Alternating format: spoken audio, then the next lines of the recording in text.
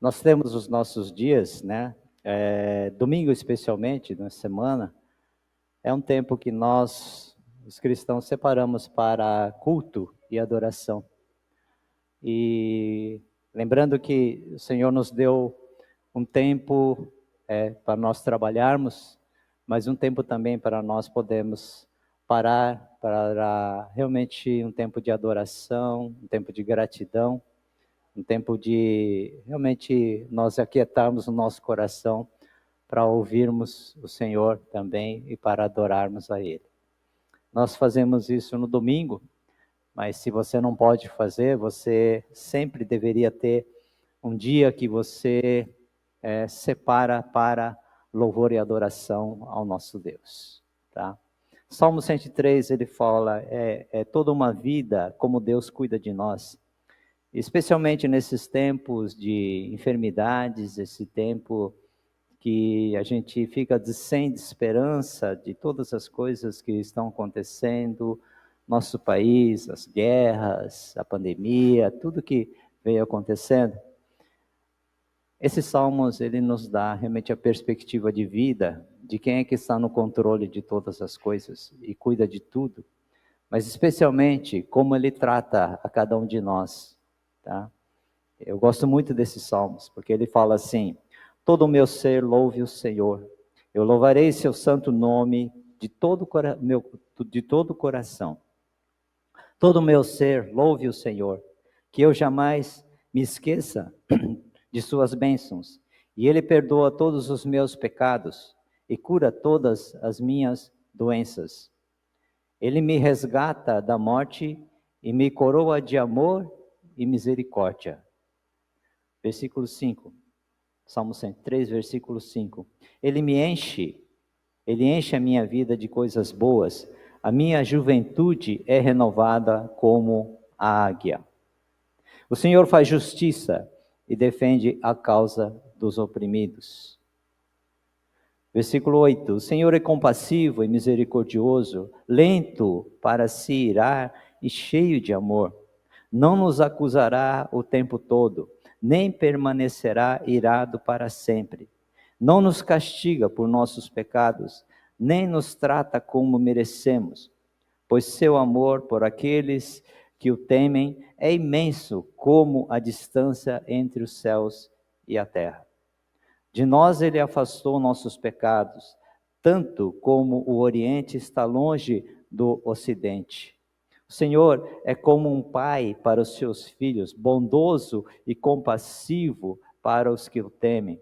Pois ele sabe como somos fracos, lembra que não passamos de pó. Nossos dias na terra são como o capim, como as flores do campo desabrochamos. O vento sopra, porém e desaparecemos, como se nunca tivéssemos existido. Mas o amor do Senhor por aqueles que o temem dura de eternidade a eternidade. A sua justiça se estende até os filhos dos que guardam a sua aliança, dos que obedecem os seus mandamentos. O Senhor fez dos céus o seu trono, de onde reina sobre todas as coisas. Louvem o Senhor todos os anjos, os poderosos que executam seus planos, os que cumprem cada uma de suas ordens. Sim, louvem o seu exércitos de anjos, os que o servem e fazem a sua vontade. Louve o Senhor tudo que ele criou, todas as coisas em todo o seu reino. Todo o meu ser louve ao Senhor. Amém? Vamos ter uma palavra de oração. Senhor, nós nos reunimos aqui agora, Pai, em adoração a esse Deus misericordioso, a esse Deus que não nos trata segundo os nossos pecados que merecemos, mas segundo a Tua misericórdia, Teu amor e a Tua graça. Obrigado, Pai, porque a nossa vida, Senhor, Pai, do começo ao fim, é realmente tratada, é cuidada por Ti, Senhor. O Senhor realmente olha para cada um de nós com amor, ó Pai, e quer nos alcançar, Pai, para que nós possamos também, ó Pai, compreender, Pai, todos os teus planos, tudo aquilo que o Senhor reservou para a nossa vida também, ó Pai. Senhor, hoje de manhã nós temos situações de várias enfermidades também, e nós pedimos, assim como esses salmos falam, o Senhor cura, o Senhor restaura aqueles que estão doentes também, aqueles que estão realmente sentindo fracos em seu corpo, em sua mente. Nós pedimos a tua cura também sobre cada uma dessas pessoas também, ó Pai. E que o teu Espírito Santo, Pai, fale especialmente aos corações, o Senhor, para que não seja somente uma dificuldade, Pai, física ou do corpo, mas, Senhor, o Senhor possa realmente curar também, para que nosso espírito possa ser, Pai, unido ao Espírito Santo de Deus também, para que nós possamos, ó Pai, ser curados na nossa alma, Pai. Pedimos, Senhor, a tua bênção sobre este domingo, sobre este culto, e que o Senhor assiste junto a nós, ó Pai, neste culto também. Nós o fazemos em adoração a Ti e já agradecemos em nome de Jesus. Amém e amém, Senhor.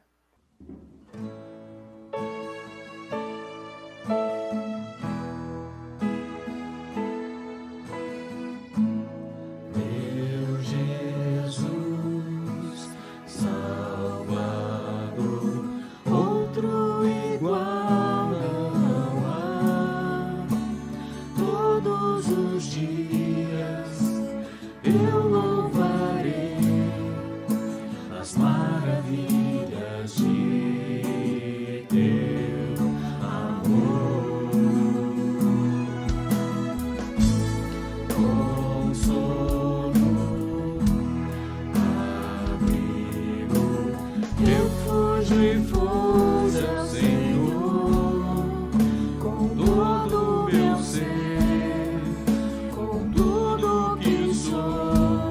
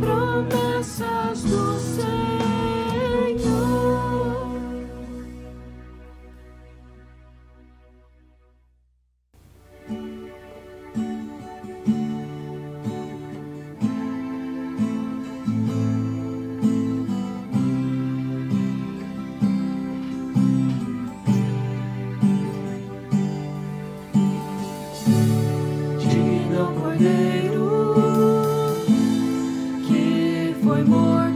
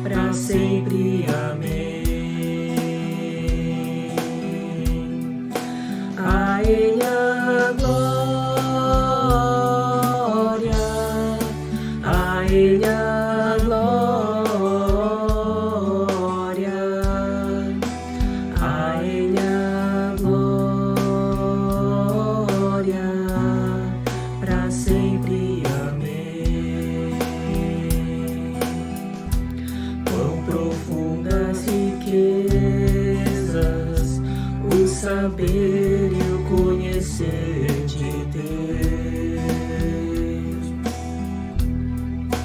Quão insondáveis seus juízos e seus caminhos, quão profundas riquezas o saber e o conhecer de Deus. Quão insondáveis seus juízos e seus caminhos. A Ele a glória, a Ele a glória,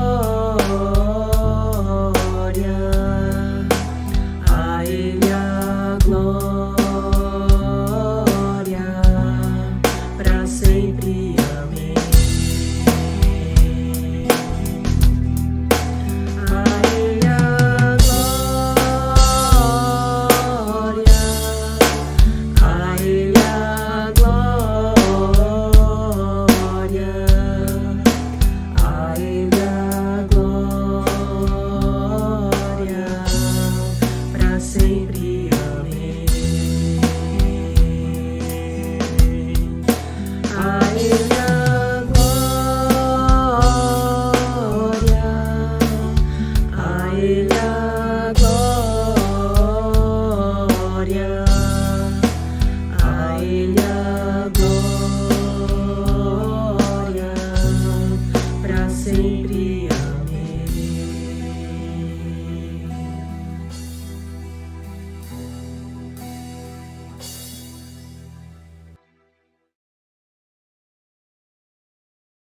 Gostaria que vocês abrissem em 1 Coríntios capítulo 4.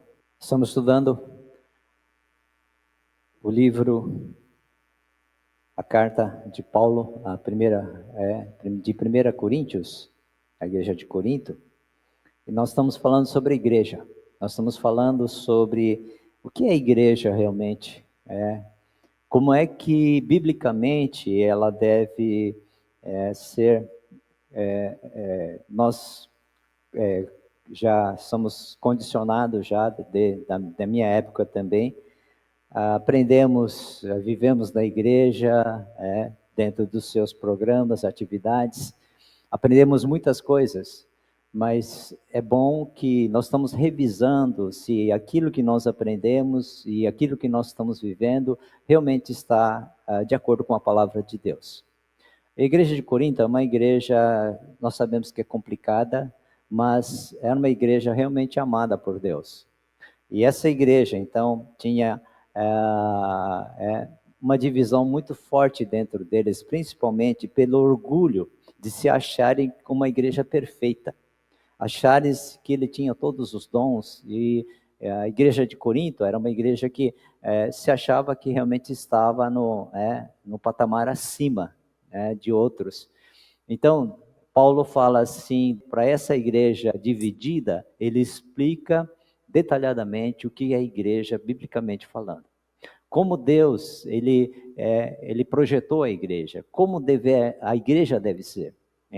Então, talvez nessas mensagens, vocês devem ser impactados, talvez, por algumas coisas que nós fazemos e não está de acordo com a palavra de Deus. Tá? Então, talvez isso possa chocar um pouco também, tá? Mas nós devemos rever realmente, se nós somos uma igreja bíblica, uma igreja que segue a doutrina dos apóstolos, nós temos que observar com humildade, tá? Com coração de gratidão a Deus, o que Deus projetou para nós sermos como igreja. E hoje eu gostaria de falar sobre liderança, tá? Então, de uma forma ou outra, dentro da igreja ou fora dela também, nós exercemos liderança. E que tipo de liderança nós exercemos? Isso é bom ver dentro da palavra de Deus, tá? Então, nós temos nossos liderados, nós temos as pessoas que confiam em nós, sobre a nossa liderança também. E na igreja não é diferente. Só que quando Paulo fala a respeito dos filhos de Deus, tá? E principalmente da igreja de Corinto, mesmo complicada, era uma igreja amada, que Paulo chamava eles de santos, Paulo chamava eles de realmente pessoas que eram separadas por Deus, tá? Então nós olhamos para nós mesmos e falamos assim, puxa, ainda bem, nós temos esperança, né? Não precisamos ficar tão, né? E também não, como a igreja de Corinto se achava tão perfeita, então Paulo ele tem que explicar claramente o que significa líder, liderar, governar, tá? Então essa palavra liderança secularmente, tá? Ela é usada de uma forma totalmente fora dos padrões que Deus deixou, tá? Então, essa palavra que nós usamos para liderança dentro da igreja, dentro de uma empresa, tá? Isso não é bíblico. Isso não é bíblico, tá? Isso é secular isso, tá? Isso é secular. Mas o que Deus quer falar quando nós exercemos liderança, tá? É isso que nós precisamos aprender da palavra de Deus, ok? Capítulo 4, então acompanhem comigo essa leitura do capítulo 4. Eu vou fazer na minha leitura, e eu estou na nova versão transformadora, tá? E talvez vocês, mas ela dá algumas, eu gosto dessa versão porque ela explica dentro do contexto bíblico, tá? Sendo fiel ao original, e ela explica de uma forma mais clara algumas palavras, ok? Portanto, devemos ser considerados simples servos de Cristo, encarregados de explicar os mistérios de Deus. De um encarregado, espera-se que seja fiel. Quanto a mim, pouco importa se sou avaliado por vocês ou por qualquer autoridade humana. Na verdade, nem minha própria avaliação é importante. A minha consciência está limpa, mas isso não prova que estou certo. O Senhor é quem me avaliará e decidirá. Portanto, não julguem ninguém antes do tempo, antes que o Senhor volte, pois Ele trará à luz nossos segredos mais obscuros e revelará nossas intenções mais íntimas. Então Deus dará a cada um a devida aprovação. Irmãos, usei a mim mesmo e a Apolo para ilustrar o que lhes tenho dito. Se aprenderem a não ir além daquilo que está escrito, não se orgulharão de um à custa do outro. Versículo 7. Pois que direito vocês têm de julgar desse modo? O que vocês têm que Deus não lhes tenha dado? E se tudo que temos vem de Deus, por que nós orgulhamos como se fosse uma dádiva? Versículo 8. Vocês consideram que já têm tudo que já precisam, pensam que já são ricos e até já começaram a reinar sem nós. Gostaria que, de fato, já estivessem reinando, pois então eu reinaria com vocês. Por vezes me parece que Deus colocou a nós, os apóstolos, em último lugar, como condenados à morte, espetáculo para o mundo inteiro, tanto para as pessoas como para os anjos. Nossa dedicação a Cristo nos faz parecer loucos, mas vocês afirmam ser sábios em Cristo. Nós somos fracos, mas vocês são fortes. Vocês são respeitados, mas nós somos ridicularizados. Até agora passamos fome e sede, e não temos roupa necessária para nos tornar aquecidos. Somos espancados e não temos casa. Trabalhamos arduamente com as próprias mãos para obter sustento. Abençoamos quem nos amaldiçoa. Somos pacientes com quem nos maltrata. Respondemos com bondade quando falam mal de nós. E, no entanto, até o momento, temos sido tratados como escória do mundo, como o lixo de todos. Versículo 14. Não escrevo estas coisas para envergonhá-los, mas para adverti-los como meus filhos amados. Pois, ainda que tivessem 10.000 mestres em Cristo, vocês não têm muitos pais, pois eu me tornei seu pai espiritual em Cristo Jesus, por meio das boas novas que lhes anunciei. Portanto, suplico-lhes que sejam meus imitadores. 17. Por isso enviei Timóteo, meu filho amado e fiel no Senhor. Ele os lembrará de como sigo a Cristo Jesus, de acordo com o que ensino em todas as igrejas, em qualquer lugar aonde vou. Alguns de vocês se tornaram arrogantes, pensando que não irei mais visitá-los. Mas eu irei, e logo, se o Senhor permitir, e então verei se esses arrogantes apenas fazem discursos pretensiosos ou se têm de fato o poder de Deus. Pois o reino de Deus não consiste apenas em palavras, mas em poder. O que vocês escolhem? Devo ir com vara para castigá-los ou com amor e espírito de mansidão?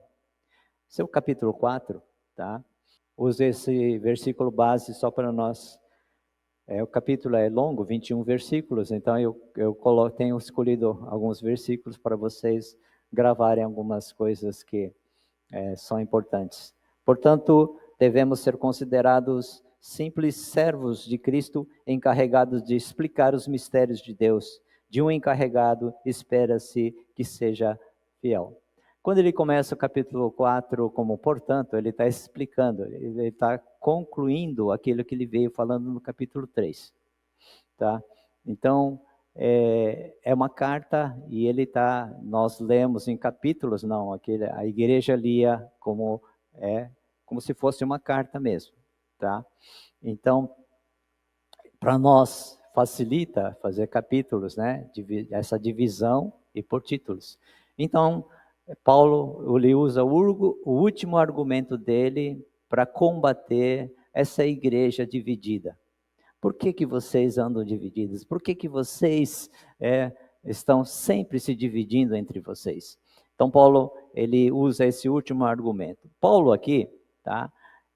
Esse apóstolo que fala, nós os apóstolos, já nivelou todos os líderes e liderados sobre a cruz de Cristo. A primeira coisa, né, é nivelar todas as pessoas sobre a cruz de Cristo, e principalmente os líderes. Tá? Então, Paulo pregava a cruz de Cristo. É isso que é a loucura da pregação, que as pessoas lá fora achavam loucura realmente pregar sobre uma pessoa fraca, que morreu como um assassino, que foi crucificado. Tá? Então, ele falava que era a loucura da pregação, a cruz de Cristo. Mas essa é a pregação que tem poder. É essa pregação que realmente converte as almas. É essa pregação que o Espírito Santo age e transforma os corações. Tá? Então é isso, primeira coisa, que todas as pessoas, todos os cristãos, todos os líderes devem estar, né, sobre estava tudo nivelado sobre a cruz de Cristo. Ninguém é importante mais que o outro. Todos os líderes são iguais. Tá? Então ali ele coloca que a cruz de Cristo é a nossa pregação, deve ser a pregação do cristão. Não qualquer outra coisa, mas a cruz de Cristo. Nós temos que levar a pessoa à salvação através da cruz de Cristo. Porque foi ali que Jesus morreu pelos nossos pecados. Foi ali que realmente derramou o seu sangue para pagar realmente a dívida que nós tínhamos de estarmos tão afastados de Deus. Tá? E nós muitas vezes pregamos muitas coisas, mas esquecemos do principal, que é a cruz de Cristo. Tá? Então, se faltar na sua pregação, no seu evangelismo, de você falar para as pessoas de Deus, se você não falar da cruz de Cristo, você não evangelizou. Porque essa é a base, essa é a loucura, esse é o poder do evangelho, está na cruz de Cristo. Tá? Isso aí não pode faltar. Então, primeira coisa, no capítulo 1 ele faz isso. Depois ele reduz a nada, quando falou sobre a ação do Espírito Santo. Gente, vocês acham que vocês que têm poder, a eloquência de vocês, a sabedoria de vocês, o conhecimento de vocês, que vai trazer as pessoas ao conhecimento de Cristo, a conhecer a Cristo? Não, se o Espírito Santo não agir, não acontece nada. Então, toda vez que nós vamos falar, né, nós estamos orando por alguém, nós precisamos pedir a ação do Espírito Santo, porque se o Espírito Santo não agir, não acontece nada. Tá? Então, por isso que nós temos que orar, mesmo para as coisas mais improváveis, né? Por toda essa situação que nós estamos passando agora nas eleições, né? Ficamos realmente vamos escolher o menos pior, que é essa é a fala, né? Mas o que nós estamos fazendo realmente? Nós estamos orando, nós estamos clamando a Deus mesmo, que transforme os corações, que o Espírito Santo de Deus esteja intervindo sobre essa nação, para levar as pessoas, esse governo, essa liderança, a se dobrar os joelhos. É o Espírito Santo de Deus que vai fazer isso. Tá? E nós vemos isso no capítulo 2. E já no capítulo 3, ele exorta, tá, a toda a igreja, o corpo de Cristo, ensinando o trabalho em equipe. Esse trabalho em equipe. Ninguém é importante. Ninguém é mais importante que o outro. E todos são nivelados, todos receberam os seus dons, e é para trabalhar em equipe. Tá? É para realmente cooperar para a obra do Senhor, trabalho. Então nós vemos aí um grupo de pessoas trabalhando, um grupo de líderes que se colocam sobre, mas nós não vemos a igreja trabalhando. Nós não vemos um trabalho em equipe dentro da igreja. Tá? Então Paulo fala isso, que esses são os critérios para quebrar a divisão da igreja. Por que a igreja fica discutindo? Por que a igreja fica brigando? Por que os líderes ficam discutindo? Por que não existe somente essa harmonia que deveria existir no corpo de Cristo? Tá? E muitas vezes nós vemos a igreja brigando, liderança brigando, discutindo, tá? Mas quando olhamos sobre a perspectiva, tá, da igreja que Cristo realmente ele colocou para nós sermos, nós ficamos realmente, quando existem brigas dentro da igreja, divisões dentro da igreja, tá? Realmente o Espírito Santo de Deus está ficando muito triste mesmo, porque não foi isso que ele planejou. Por isso que nós precisamos entender, tá? E o seu último argumento aqui no capítulo 4, tá? Ele fala que, como resposta a uma igreja dividida, é acerca do verdadeiro espírito da liderança. Qual que é o verdadeiro espírito da liderança? É o capítulo 4, é o último argumento que ele fala sobre a igreja dividida. Então diz o apóstolo Paulo aqui, que os líderes são julgados em 4 tribunais. Os líderes são julgados em 4 tribunais, é isso que Paulo fala aqui. Primeiro, nós temos aqui então, tá, que todos os líderes são julgados em 4 tribunais aqui, Paulo fala. Primeiro, no tribunal dos liderados. Versículos 4, no capítulo 4, versículo 3. Quanto a mim, pouco importa se sou avaliado por vocês ou por qualquer autoridade humana. Na verdade, nem minha própria avaliação é importante. A minha consciência, versículo 4, está limpa, mas isso não prova que estou certo.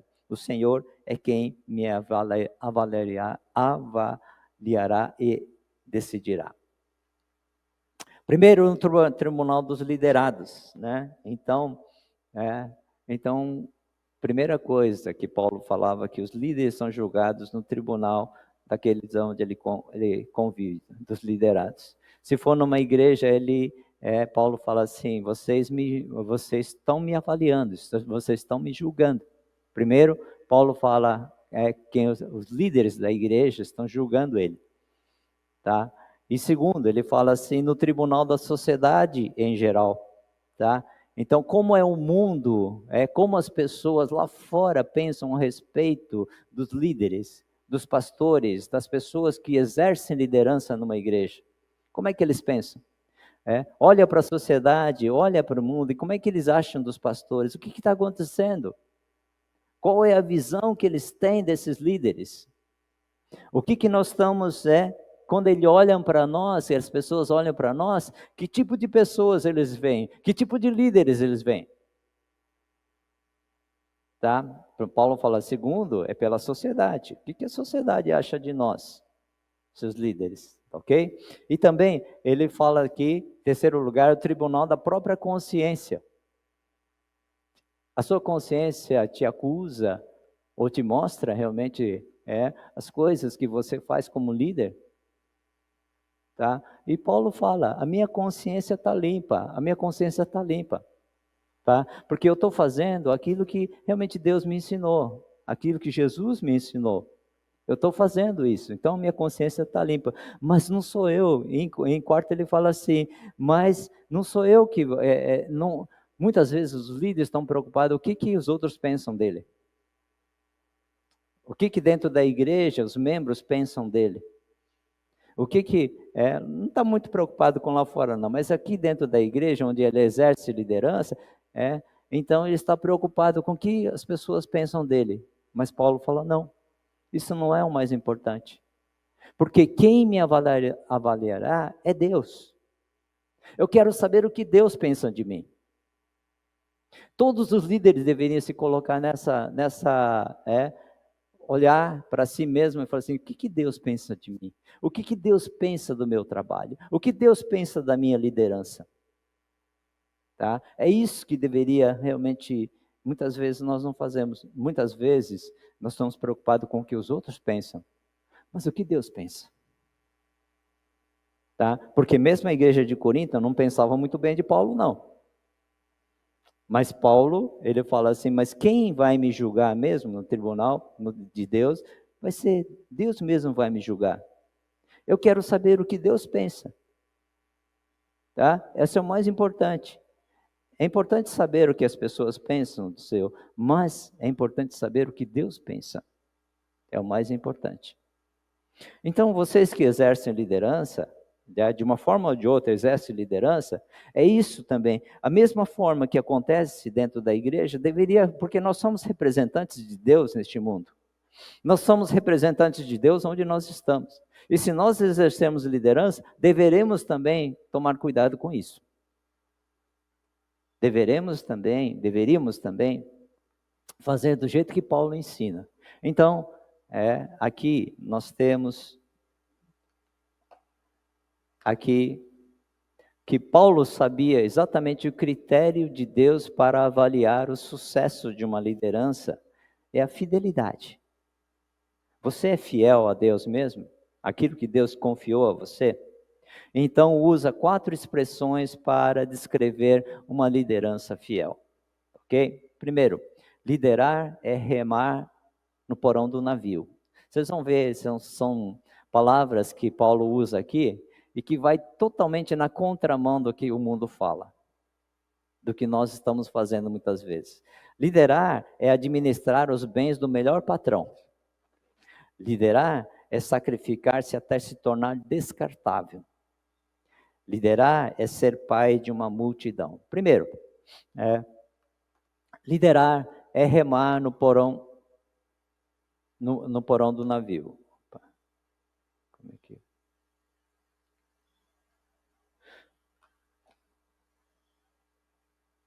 Ok? Quando eu estava fazendo esse estudo, eu fiquei surpreendido com as coisas que a palavra de Deus nos ensina e a forma errada como nós aprendemos. Que liderar é exercer autoridade, tá? Assim como nós temos dentro da igreja, tá? Os ministros, o clero e o laicato, dizendo que isso não existe na palavra de Deus. Todos são laicos, todos são leigos. Mas a igreja, a instituição igreja inventou, tá? Colocou os clérigos lá em cima e o povo lá embaixo, o laico lá embaixo. Isso não existe. Isso não existe. E nem essa posição de autoridade, de liderança, que um pastor exerce, que um bispo exerce, de forma a subjugar aqueles que estão sobre a sua liderança. Tá? E assim também no mundo secular é assim. Mas parece que a gente trouxe essa prática interessante do mundo secular para dentro da igreja. É isso que está acontecendo. Então nós ficamos realmente admirados com o que está acontecendo dentro da igreja de Cristo também. Primeiro, liderar remar no porão do navio. Então, se você pega do original grego, as palavras aqui, a palavra traduzida como ministro ou como servo, aqui no versículo 1, tá? Ministro ou servo, depende de qual tradução, na verdade, no grego, essa palavra uperetes, né, no original grego, que aplica-se originalmente a um remador inferior, isto é, um que remava no grupo de remos da parte de baixo de um navio. Olha só, quem que é essa palavra? Primeira palavra, nós somos servos, nós somos ministros de Cristo. Tá? Então ele fala assim que esse trabalho anônimo, muitas vezes, né? Esse trabalho anônimo aqui, ou muitas vezes sobre chicotes, que eram os remadores dos navios, né? Enquanto muitos vão na parte de cima, tomando vento, indicando o rumo, reclamando da velocidade, tá? E chicoteando os seus para que seja mais rápido, tá? Então, é uma das características de uma liderança fiel. A liderança fiel não é aquele que está lá em cima, não, tomando ar, indicando a direção, reclamando das coisas que não estão acontecendo, está muito lento. Então, não é. Esse não é o líder. O líder não é aquele que está em cima, é aquele que está embaixo. É aquele que faz o barco andar. Você já pensou nisso? Quando eu olhei isso aqui, falei assim, nossa, o que eu tenho aprendido? O que nós temos aprendido dentro da igreja até aqui? Tá? Então, Paulo, ele fala assim, Paulo nos faz ver que a liderança, ela não é uma situação de vantagens, tá? Mas sim uma situação que nos exige sacrifícios e a submissão à vontade de alguém. Sacrifício e submissão, isso é liderança fiel. Olha só que interessante, então. Então, pessoas que aspiram líderes, serem líderes para exercer poder sobre os outros, ainda não entenderam o verdadeiro espírito da liderança.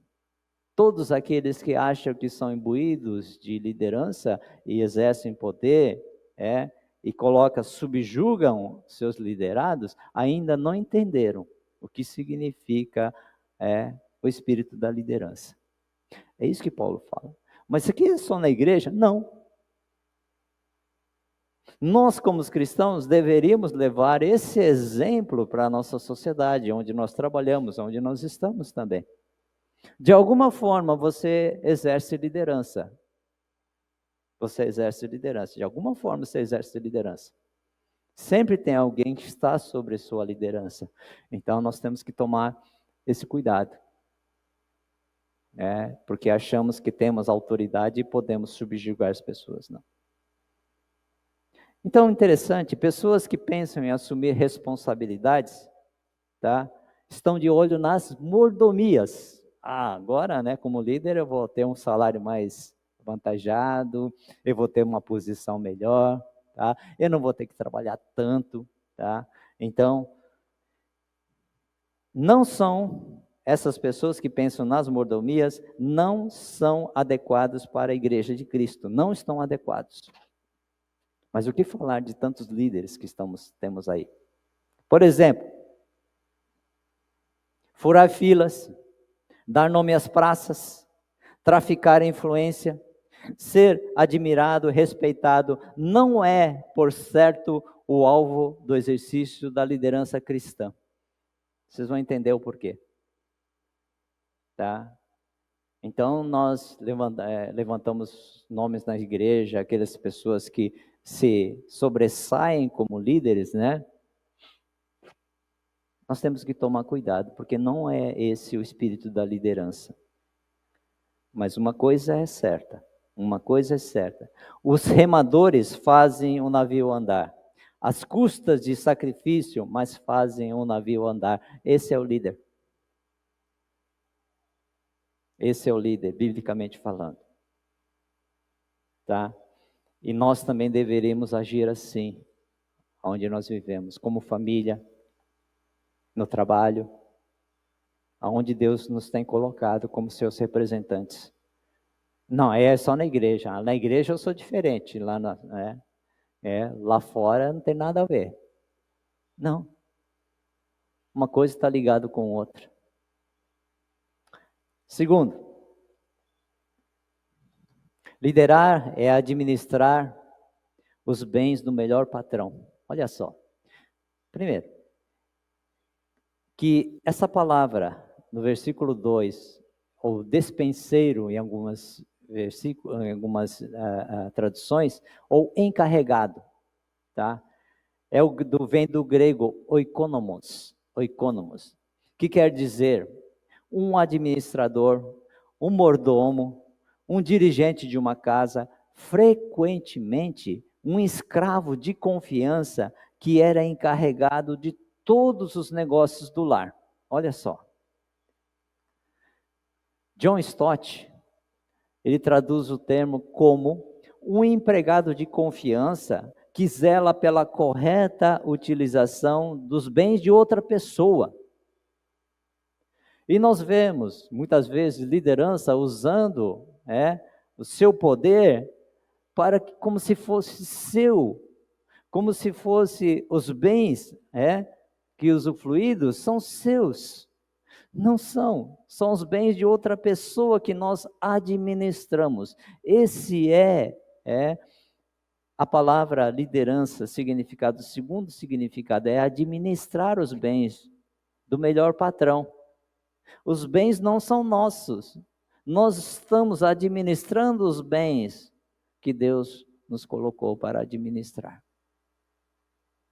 E olha só,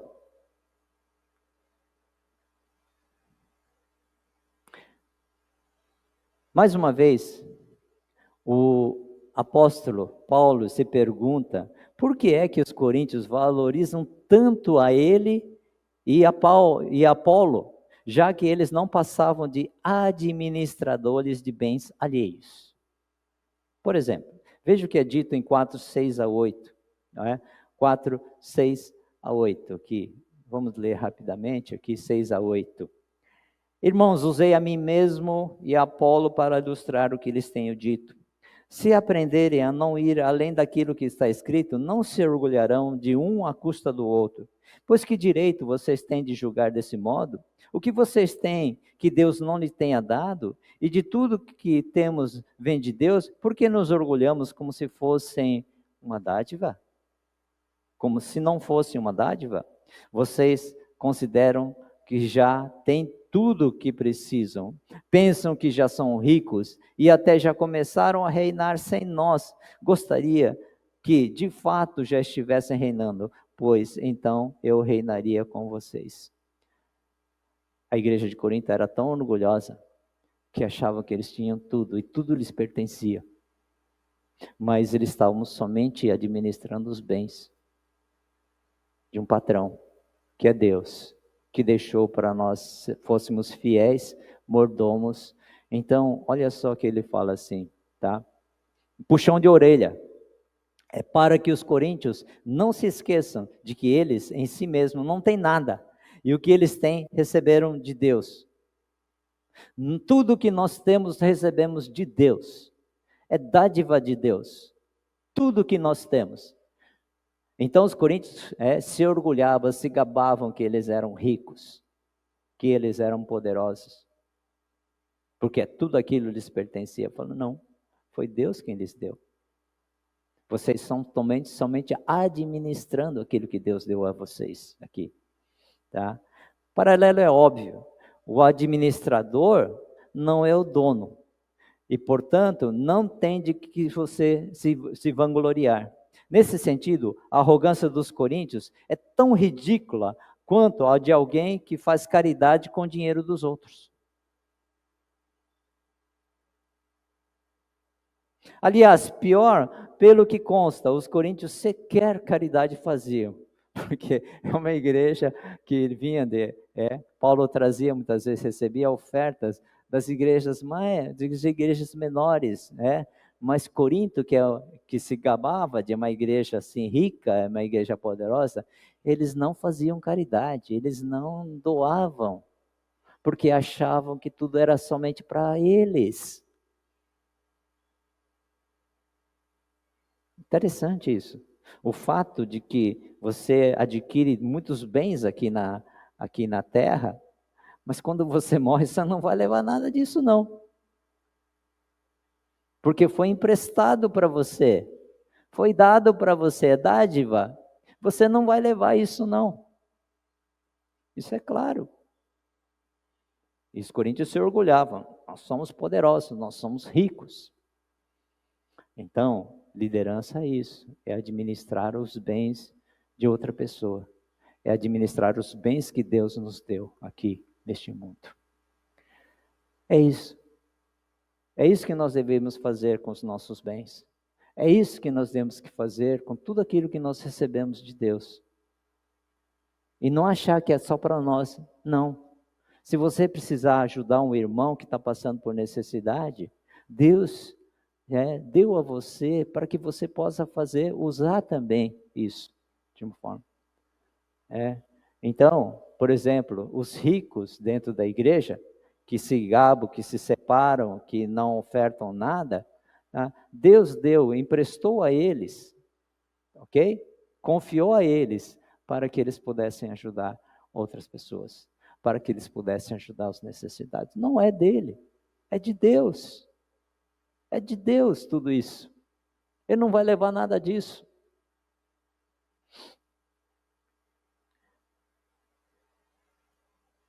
O sentido de posse não condiz com o verdadeiro espírito de liderança. Líderes na igreja estão mais para secretários executivos de Deus do que para diretores presidentes. Nós gostamos dessa palavra, né? Diretor, presidente. Nós ficamos realmente honrados com essa, dizendo que temos conhecimentos, que temos poder, tá? Mas não é nada disso. Tá? Então, Paulo falando para a minha igreja que se achava poderosa, achava com todo tipo de conhecimento que eles tinham a respeito de Deus, que se achava plena, era a igreja de Corinto. E Paulo está falando para eles, e fala para nós nos dias de hoje. Não é assim que nós vivemos?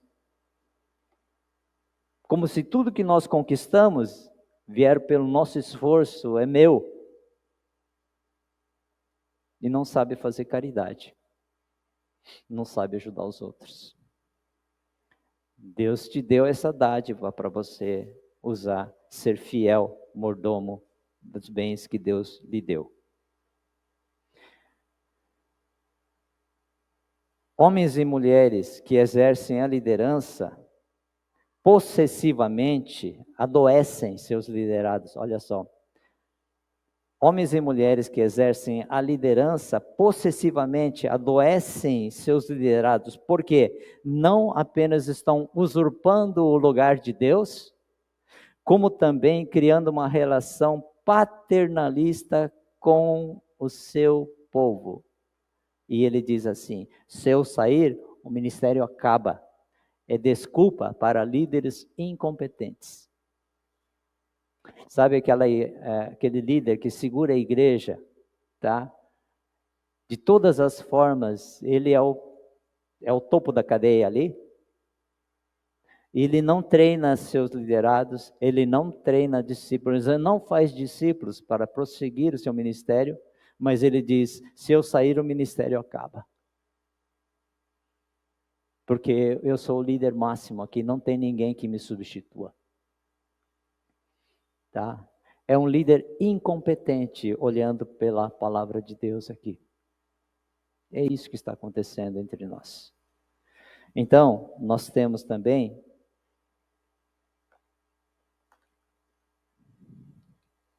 que liderar é sacrificar-se, esse aqui é mais forte ainda, é sacrificar-se até se tornar descartável. Nossa, isso é forte. Tá?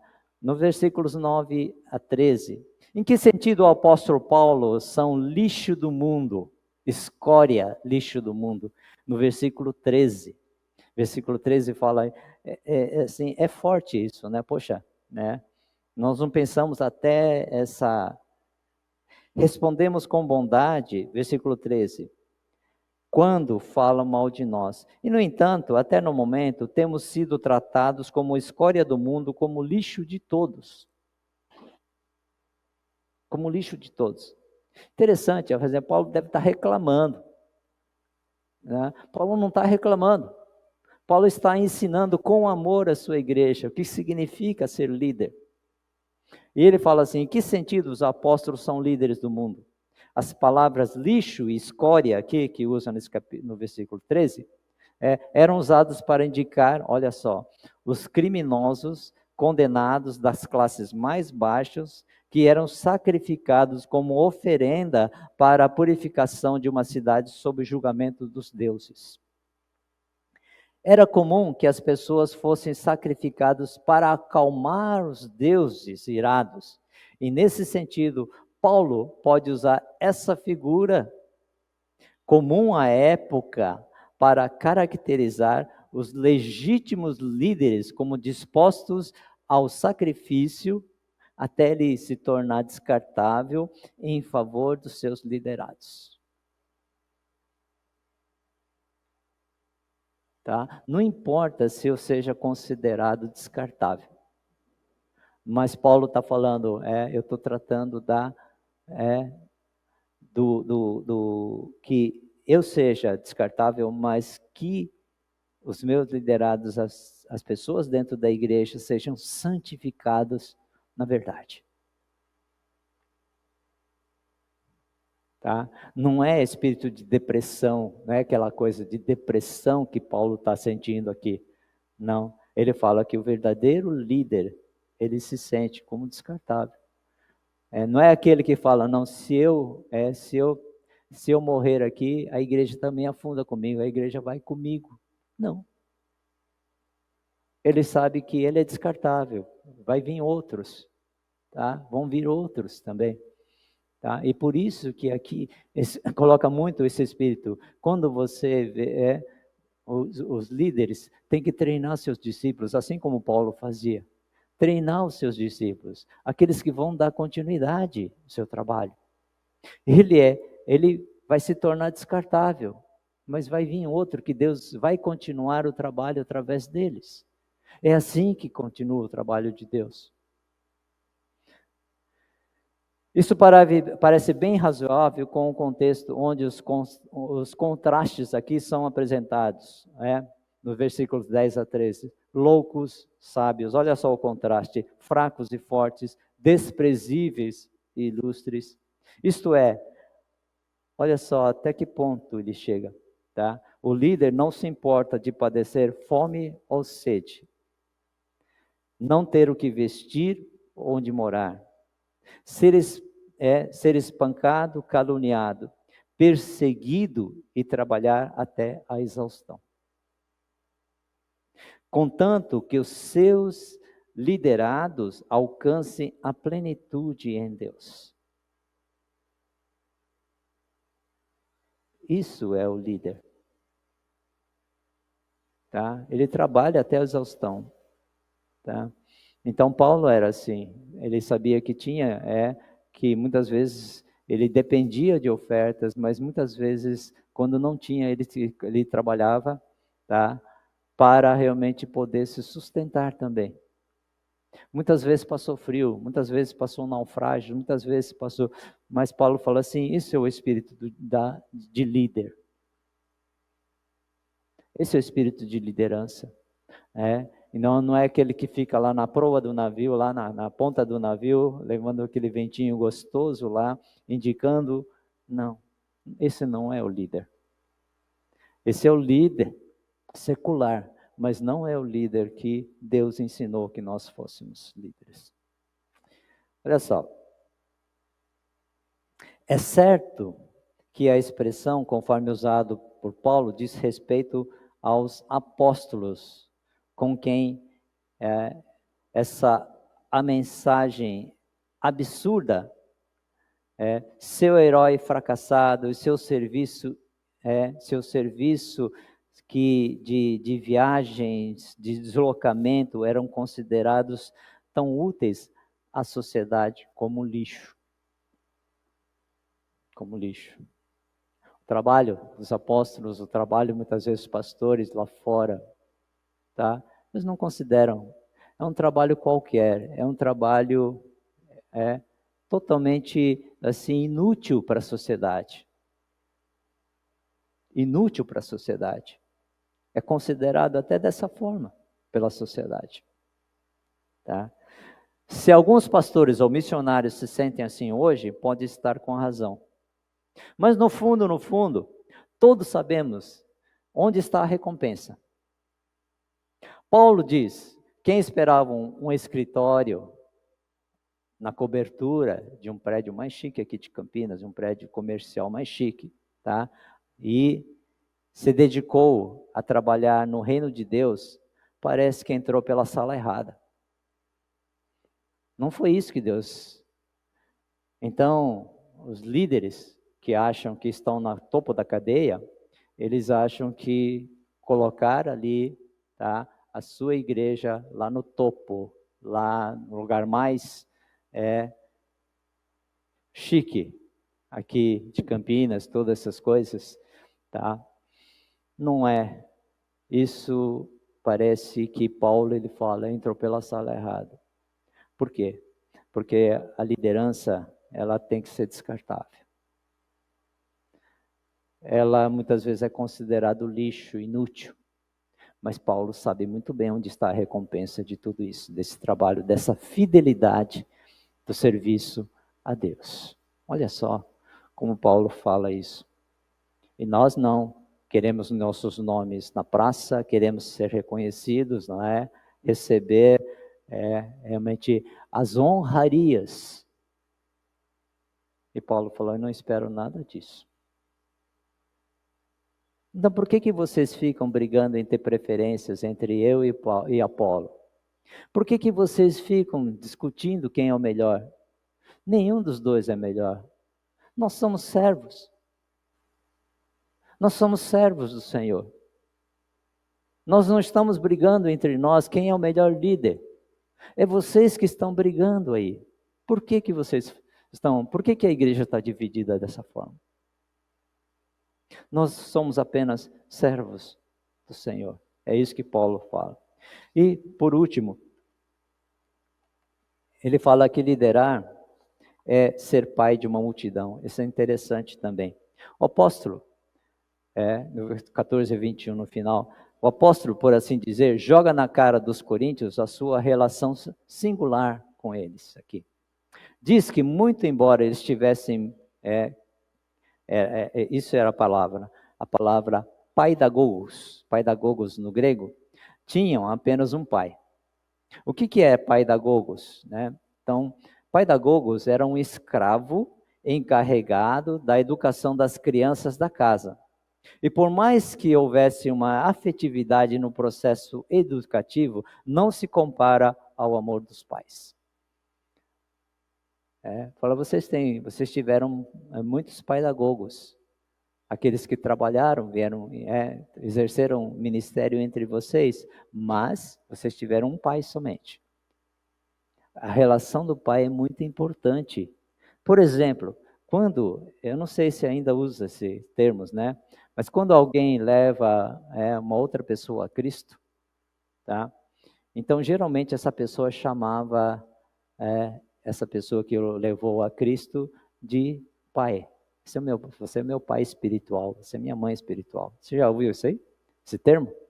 Pai espiritual, mãe espiritual, aquele que o levou a Cristo. Tá? Então essa palavra, no meu tempo, não sei, eu não tenho ouvido muito isso, mas no meu tempo era muito usada essa palavra.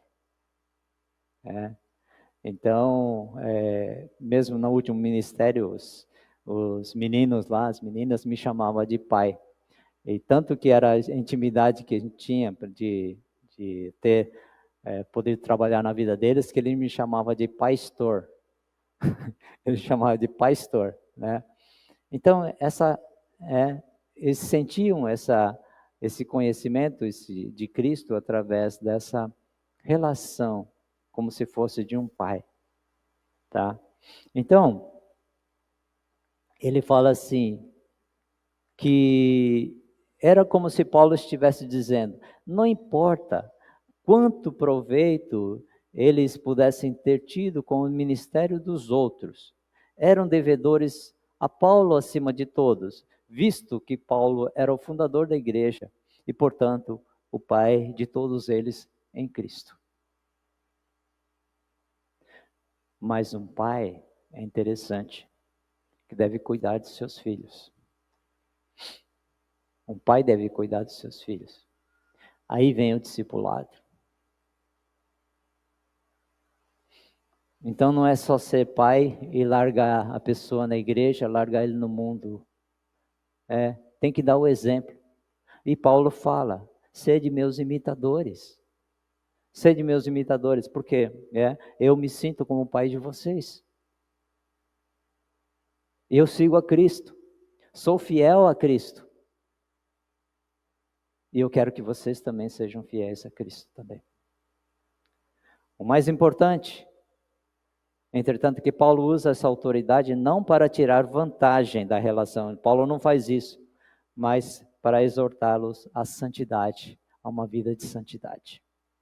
Ser pai não é apenas privilégio, mas também, principalmente, uma grande responsabilidade, que Paulo fala no versículo 16, sejam meus imitadores, como eu sou de Cristo. Paulo está falando aqui nessa relação de pai, cuidando dos seus filhos. Nós temos que ter essa relação de pai e mãe espiritual com as pessoas.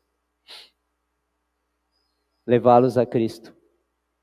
Cuidar deles. Ser exemplo para eles. Ser exemplo para eles, para essas pessoas. É assim que nós temos que fazer. Isso não é trabalho só de pastor. É de toda a igreja. E também nós vemos, então, aqui, tá? O que nós podemos, então, aprender aqui? Paulo gostaria que o ditado tal pai, tal filho valesse para os coríntios, tanto quanto estava valendo para Timóteo, o qual ele estava preparando também. E para com todas as igrejas por onde ele, Paulo, passava. Tal pai e tal filho. Quando você leva uma pessoa a Cristo, tá? Esse ditado deveria valer. Aquilo que eu sou em Cristo Jesus deveria ser também a pessoa que o conheceu através de mim. É isso que deveria ser a igreja, tá? Então, todo o povo de Deus fosse um reflexo de Cristo. Não só levar a pessoa a Cristo, falar de Cristo, mas levar essa pessoa a andar com Jesus, ser um reflexo de Cristo. É isso que nós, os pais e as mães espirituais, nós deveríamos fazer com as pessoas. É isso que é liderar. É isso que é liderança. Mas para que isso acontecesse, seria necessário que eles definitivamente dessem vez e voz a Deus, que opera em nós tanto o querer quanto o efetuar. Então, neste quarto e último argumento contra uma igreja dividida, Paulo confronta a perspectiva de muitos líderes atuais. Para quem pensa que ocupa a liderança é assumir o destaque na comunidade cristã, vai receber um balde de água fria na cabeça.